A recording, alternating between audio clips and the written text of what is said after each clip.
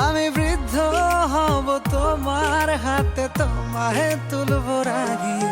এই হাতটা ধরে যেতে চাই আমি সত্যি বহুদূর, যদি কখনো যাও। এটাও ভালোবাসা দিবসের ভিডিও। ওই যে বললাম না, উর্ষিয়ার বাবা না করছে, আসতে পারবে না, বাট ফাইনালি এসে তার মেয়ের সাথে দেখা করার জন্য চলে আসলো। আর ভালোবাসা দিবসের দিন ভালোবাসার মানুষের জন্য অপেক্ষা করব না, সেটা কি আর হয়?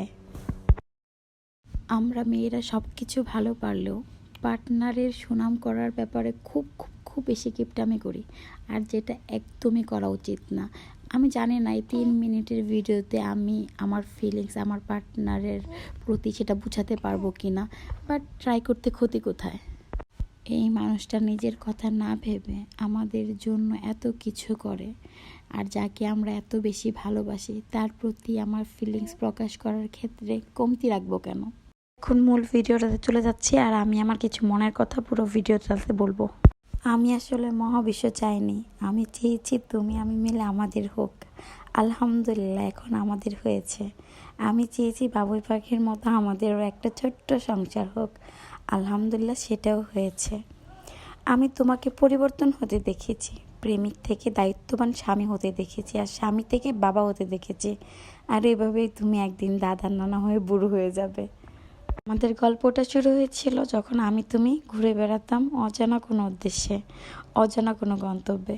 হঠাৎ করে যখন তুমি আমার দায়িত্ব নিয়ে একটা বাবুই পাখি সংসার দিয়েছিলে, বিশ্বাস করো আমি খুব ভ্যাবাচ্যাকা খেয়ে গিয়েছিলাম। হাত ধরে সব কিছু শিখিয়েছ। মুরগি যেমন তার বাচ্চাকে ডানা দিয়ে আগলিয়ে রাখে, আমার আজও মনে হয় তুমি আমাকে ওইভাবে আগলিয়ে রেখেছো।